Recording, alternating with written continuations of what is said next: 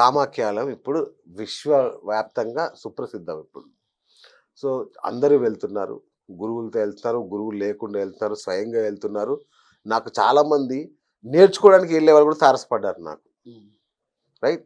So, ఈ నేపథ్యంలో అంటే మీరు కూడా కామాఖ్య ఆలయానికి విశిష్టంగా ఎళ్తున్నారు. పూజలు కూడా బ్రహ్మాండంగా చేస్తున్నారు. మీతో కలిసి రావచ్చా కామాఖ్యకి? ఎవరైనా రావచ్చండి. హ్మ్. మీ జాతక చక్రంలో ఉన్న ఏంటి పరిస్థితి అని చూసుకొని, ఆ! నన్ను సంప్రదించినప్పుడు నేను చెప్తాను. నేను ఒక డేట్ చెప్తాను. హ్మ్. ఆ డేట్‌కి కావాలంటే ఎవరైనా రావచ్చు. ఓకే. అక్కడ ఇంగా నేను దగ్గరుండి మరీ పూజలు రైట్. చేయిస్తాను. ప్రతి నెల ఎళ్తుంటారా మీరు? నెల నెల వెళ్తానండి నేను. ఓకే. నా ఓకే. స్కెడ్యూల్‌ని బట్టి ఖచ్చితంగా అంటే వెళ్తూ ఓకే. ఉంటాను. అంటే మీరు ఒకవేళ ప్రతి నెలలో మీరు ఏ డేట్‌లో వెళ్తారో నాకొక డేట్ అంటే ఉదాహరణకి ప్రతి నెల 25 నాడు నేనెళ్తాను అని జెప్తే, మా భక్తులు గూడా మీకు అటాచ్ చేస్తాం. ఖచ్చితంగా సార్. దాని హ్మ్. గురించి మనము ఒక డేట్ అనేది మీరు నిర్ణయించుకొని చెప్తాము. నిర్ణయిస్తే మన కాలర్సు హ్మ్. వస్తారు.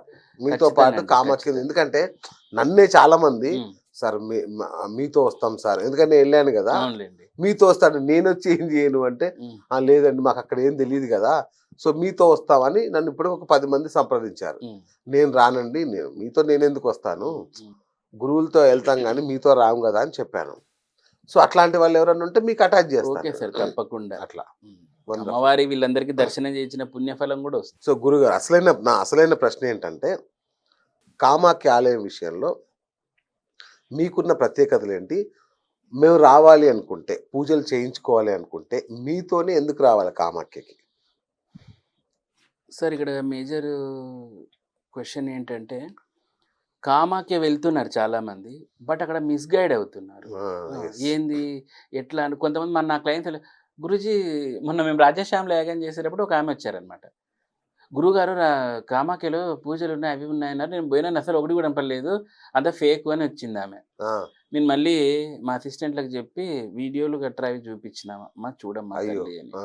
అవునా గురూజీ ఇవన్నీ ఎక్కడున్నాయి మరి? మరి చూడాలమ్మా లోపల చూస్తే మీకు తెలుస్తది. అవును.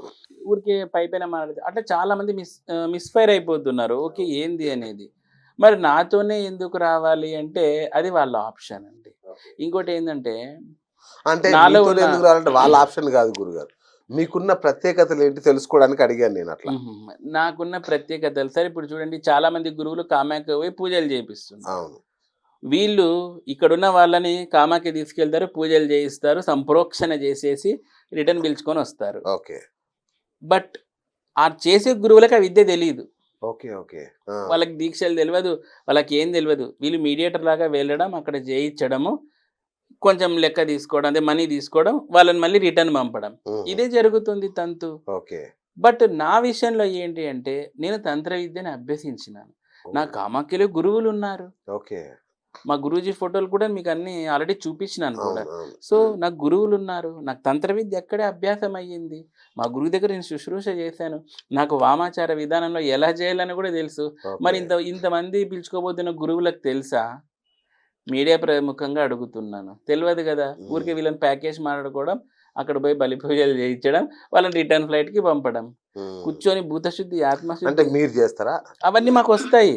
అంటే మీరు కామాఖ్యలో కామాఖ్యలో స్వయంగా నేనే మీరు పూజలు జేస్తారా? కామాఖ్యలో మనం చేస్తామని మనల్ని కూర్చోబెట్టరండి. హ్మ్.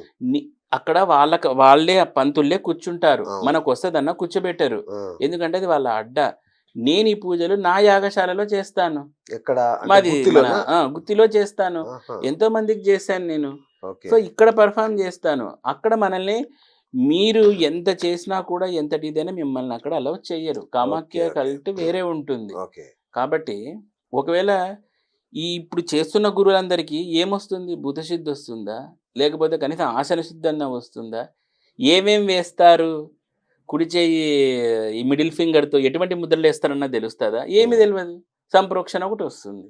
హ్మ్. ఏం లాభం దానివల్ల? కాబట్టి నా దగ్గరున్న ప్రత్యేకతలివి. ఓకే. ఐ నో ద వామా కల్ట్. ఓకే. ఓకే. చాలా మందికుండే సందేహం అంటే జనరల్ సందేహం మళ్ళొక్కసారి అడుగుతున్నా. ఎందుకంటే చాలా రోజులైంది గదా! మనం కూర్చొని. హ్మ్. అంటే వామాతంత్రం హ్మ్. ఇది ఒక అంటే బ్లాక్ మ్యాజిక్ అని, క్షుద్ర విద్యలని, అక్కడికెళ్ళి పూజలు చేయించుకుంటే ఇదొక క్షుద్ర విద్యలు, ఏదో తప్పు చేస్తున్నారేమో అక్కడికెళ్ళి చేయించడం అనే ఒక స్థాయిలో ఒక అపోహ ఉంది. ఈ కామాఖ్య అమ్మవారి పూజల విషయంలో. మీరేమంటారు అసలు? అంతా రాంగ్ అండి. క్షుద్ర విద్యలు వేరు, దశమహావిద్యలు వేరు. ఓకే. నక్కకి, నాగలోకానికి ఉన్నంత తేడా ఉంటుంది. హ్మ్. క్షుద్ర విద్యలనేది ద లీస్ట్ కేటగిరీ. ఓకే.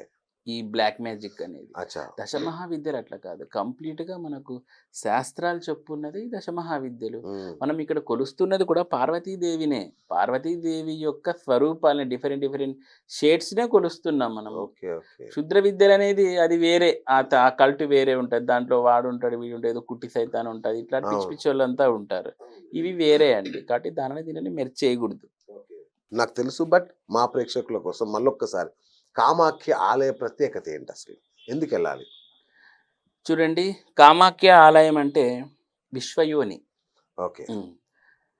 అసలు ఇంకా చెప్పాలంటే కామాఖ్యలో మనం అడిగితే ఏం చెప్తారంటే ప్రపంచం అనేది కామాఖ్య నుంచి పుట్టింది. ఆ విశ్వయోనే కదండీ! ఇప్పుడు అబ్బబ్బా! తల్లి యోని నుంచి ఎలా అంతే గదా! పుట్టిందో అవును. విశ్వయోని అయిన కామాఖ్య మాత నుంచే విశ్వం జనించింది. విశ్వయోని అయిన కామాఖ్యాదేవి అక్కడి నుంచే ఆరిజిన్, ఎర్త్‌కి ఆరిజిన్ అని చెప్తారనమాట ఓకే. ఓకే. కామాఖ్యని. ఓకే. సో, అందుకని చెప్పేసి అక్కడ చాలా పవర్‌ఫుల్. ఒకటి క్రియేట్ అయింది అంటే అక్కడ ఎంత ఎనర్జీ ఉంటుంది.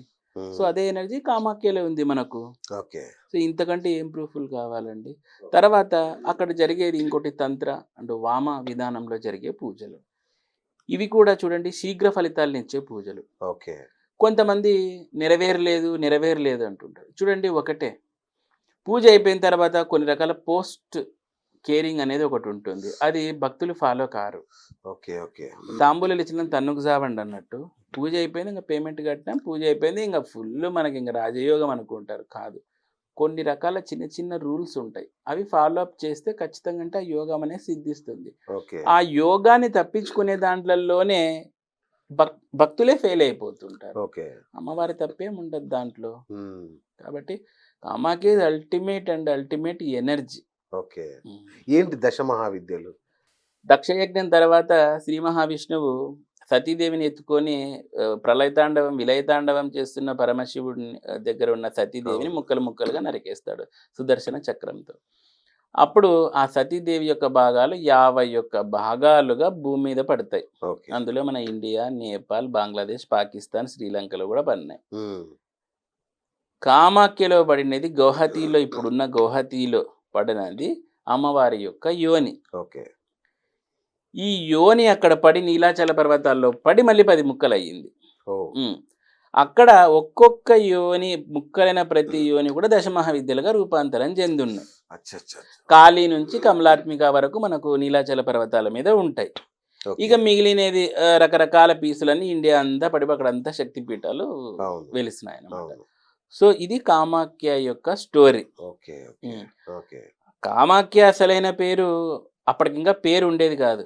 మన్మధుడు వచ్చేసి మనకు శివుడి చేత కాలిపోతాడు కదండీ! మూడో కనుదొరడం అవును. మన్మధుడు. అవును. అవును. అప్పుడు ఆయనొచ్చి బ్రహ్మపుత్ర నదిలో మునిగి కామాఖ్యాదేవి యొక్క యోనిని కనుక్కుంటాడు. యోనిని ఓకే. కనుక్కొని పోయినప్పుడు ఆయనకు కాలిపోయిన మన్మధునికి మంచి స్వరూపం అందంగా అయిపోతాడనమాట. ఓకే. ఆయన అందంగా అయిపోయింది కాబట్టి అంటే కామరూపము కోరుకున్న రూపం వచ్చింది కాబట్టి ఆ ఊరి పేరు కామరూప అని పెడతారు. ఈవెన్ మనకి అచ్చచ్చచ్చ! హిస్టరీలు తీసుకున్నా కూడా ఓకే. పోర్చుగీసు వీళ్ళొచ్చినప్పుడు కూడా మనకు చరిత్రలో కామరూప అని ఉంటుంది. నేను అప్పట్లో ఏంది కామరూప అనుకుంటా అంటే అస్సాం అని తర్వాత తెలిసింది. ఓకే. ఓకే. కామరూప అంటారు. హుహు. ఎందుకంటే మన్మధుడి ఫస్ట్ పేరు అవును. కామరూప అని పెట్టారు. అవును. తర్వాత అది ప్రగ్జ్యోతిష్‌పుర్‌గా అయిపోయింది. ఓకే. నరకాసురుడు పాలించే టైంకి. అచ్చా! ఇప్పుడున్నది మనకు గువాహతిగా మారిపోయింది. ఓకే. గువాహతి సిటీ. కామాఖ్య అమ్మవారి నీలాచల్ పర్వతాల మీద కామాఖ్య టెంపుల్ ఉంటుంది.